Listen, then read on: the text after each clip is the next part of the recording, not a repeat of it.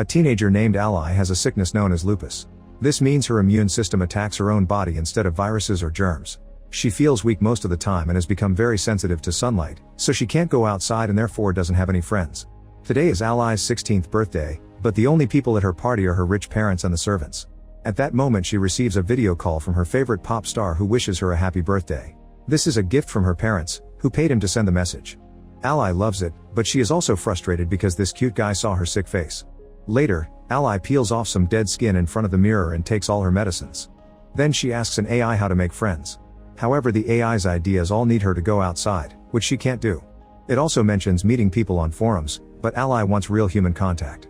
The AI's next idea is to get a pet, but Ally is allergic, so she closes her laptop with annoyance.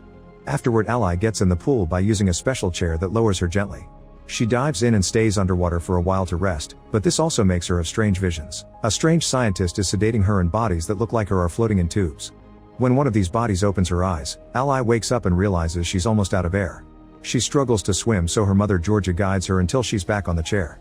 Sometime later, Ally's parents have a party with a bunch of rich people to present their Project Elysium. It's a libertarian utopia with clean water and air, where survivors can live while the rest of the world crumbles. It's located in a completely sovereign state island and comes with the latest technology and public health care. Some guests ask about Ally, but her parents explain she can't be around strangers because she could catch something.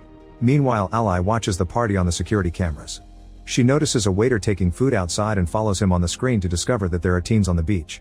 Ally decides to cover her body as much as possible and sneaks out of the house, which is easy because everyone is distracted by the party. Two boys on the beach think she's an old lady.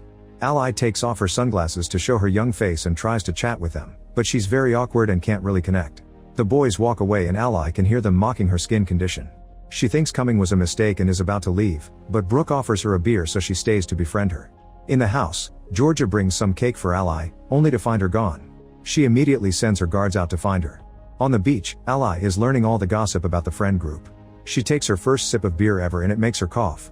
At that moment, the bodyguards arrive and try to take her away, but Ally refuses to leave and complains when a guard tries to touch her. Suddenly, Ally starts coughing really badly, yet the guards are busy running after the boys because they're recording them. Minutes later, the guards bring Ally back to the house with Brooke and mention the beer. Georgia immediately freaks out and Brooke tries to defend Ally, so the guards drag her away. Georgia continues to scold Ally, making her feel awful. That night, Ally searches for Brooke on social media. However, she decides not to contact her, since she knows she won't ever see her again. At the same time, her parents discuss what happened and agree they have to do something because teenagers only get more rebellious with age.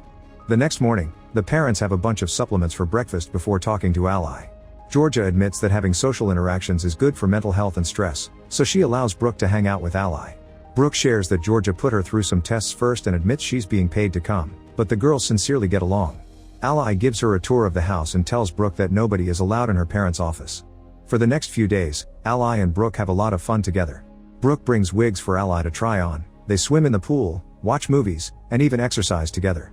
One day, Brooke asks if Ally's parents are Russian because she's heard them speak it. Ally explains that they have business deals all over the world, so they speak many languages.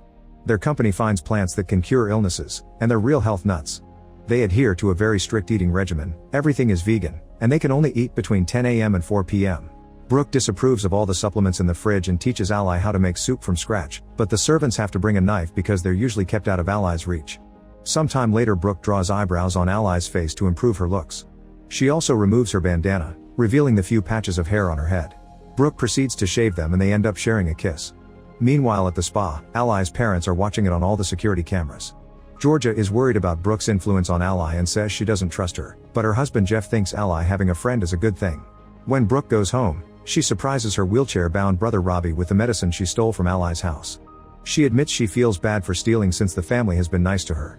Robbie tells her it's fine because the family is very suspicious. He's tried researching Jeff and Georgia, but he hasn't found a single picture of them. That night, someone enters Ally's room. She dreams again about the mysterious scientist, and this time she hears him talking in Russian.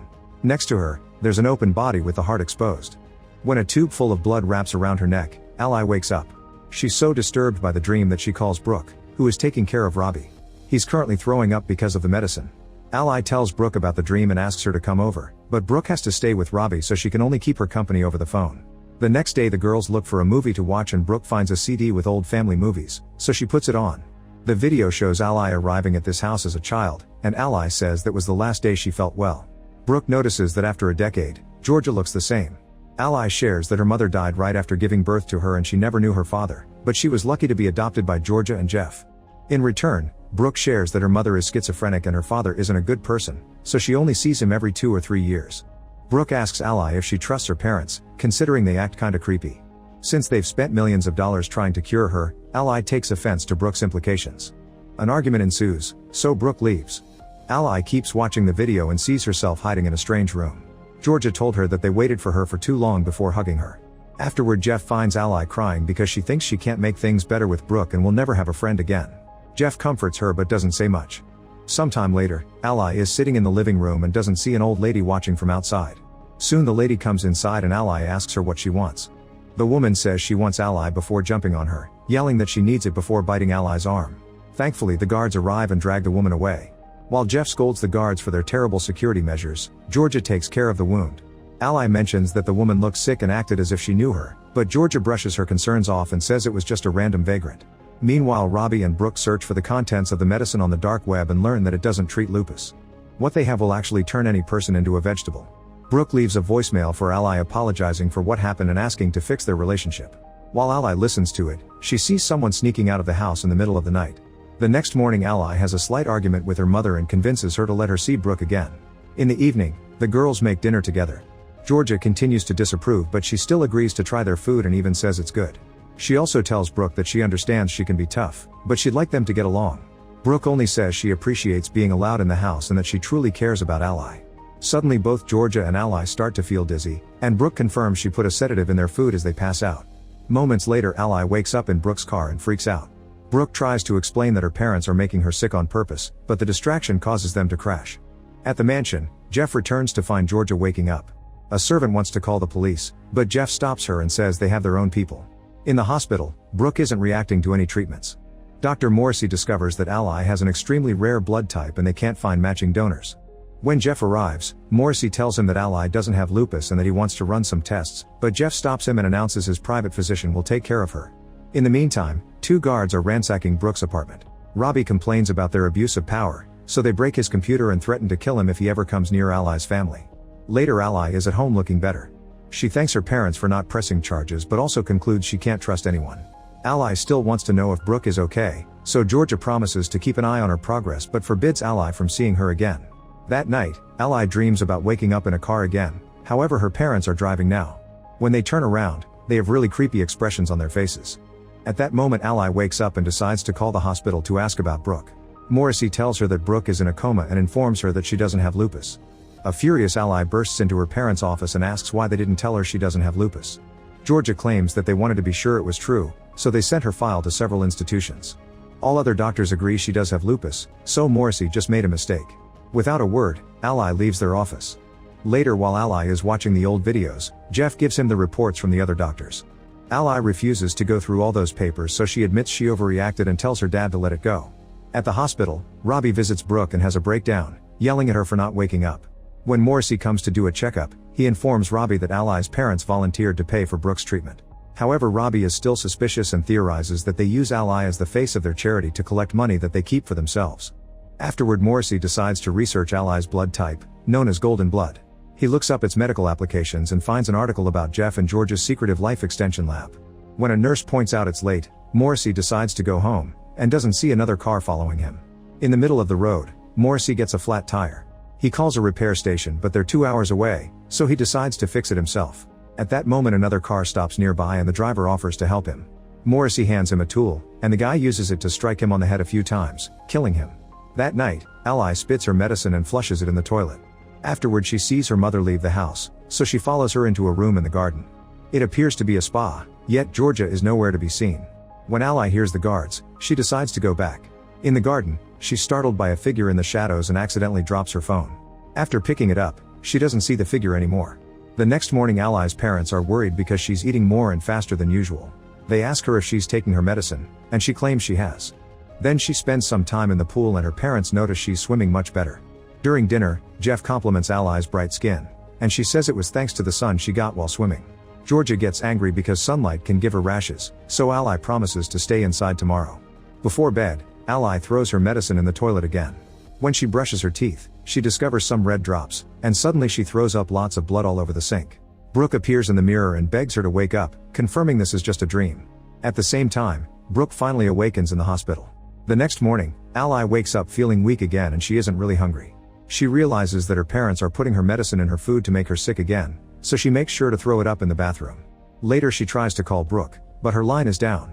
Then she tries to use her computer but her parents have changed the Wi-Fi password. She decides to watch the old video again and notices a door she's never seen before.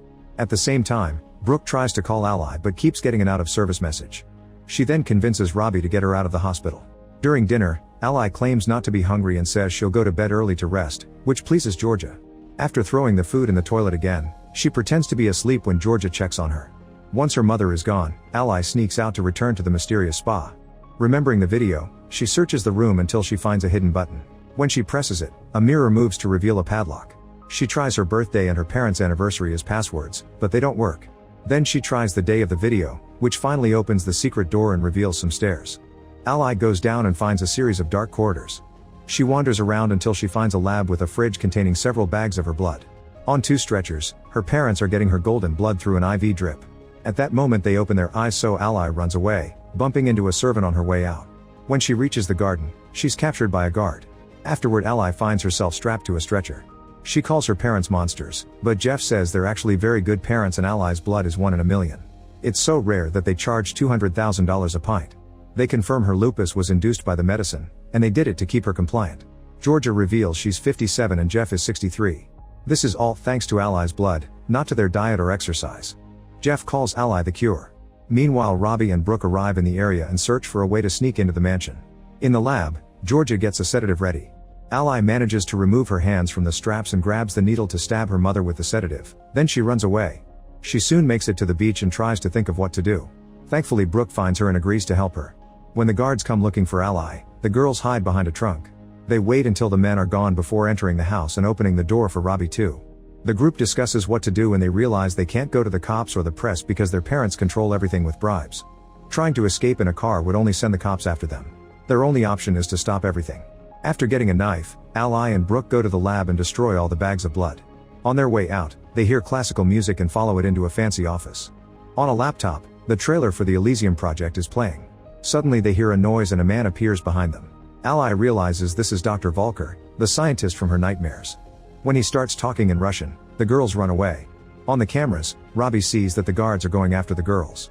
However, when he tries to call his sister to warn her, a guard takes his phone. The girls keep running through the corridors trying to find an exit and eventually discover another lab. There are 3 large tubs with bodies in them, and Ally realizes they're her clones. The Elysium project will only be possible by making a franchise out of her. Ally grabs a tool and starts hitting the tubes, so Volker rushes in to try to stop her. Brooke immediately hits him once to bring him down, and continues to strike him to shut him up. After several hits, Ally breaks the tubes and the clones fall out, so she hits them on the head multiple times to kill them. When the girls try to leave, a guard surprises them and captures Brooke. Ally threatens him with a knife so her parents try to calm her down. After Brooke tells them they got rid of the clones, Ally threatens to self-delete if they don't cooperate. Jeff agrees to play along but asks for just 10 minutes to talk. Georgia takes Brooke upstairs and calls her pilot to get the private jet ready. She also asks for a man to get rid of the siblings. In the garden, Jeff explains that he never wanted to be a father but Ally brought him lots of joy. He swears he cares about her the most and tries to hug her, but she keeps him at bay with a knife. When she threatens to self-delete again, Jeff jumps on her and tries to take the knife from her. After some struggle, Ally stabs Jeff and he collapses. She immediately regrets it and wants to get help, but Jeff tells her to stay and apologizes before passing out. As Ally has a breakdown, Georgia rushes to her husband's side and notices there's still a pulse. She tells Ally to help him, but Ally refuses and tries to walk away. A furious Georgia tackles her and they fall into the pool, where they start fighting. Ally is younger and has more stamina, so Georgia tries to climb out of the pool. However, Ally drags her back and ties the rope of her chair around her mother's neck before pushing her underwater. After just a few seconds, Georgia is unconscious. When Ally tries to leave, Georgia wakes up and grabs her. Ally manages to reach the knife and slashes her mom's neck, finally killing her. Afterward, Ally comes out of the pool and tells the guards that since she's the sole heir of the family fortune, they work for her now. She orders them to take care of both bodies before going inside. A year later, a healthy Ally is telling guests that her parents died in a yachting accident. She's still planning to open Elysium, but her plan is a proper health facility for children no matter their financial status. Brooke joins her and shares that their company has used Ally's blood to develop cures for cancer, lupus, and diabetes. At that moment, Ally gets a call from Robbie, who can walk again since he was the first test subject. He's been exploring the underground lab because it's bigger than it looks. Now he's found a new room filled with hundreds of Ally clones. Make sure to subscribe and turn on notifications so you can watch more videos like this. Thanks for watching.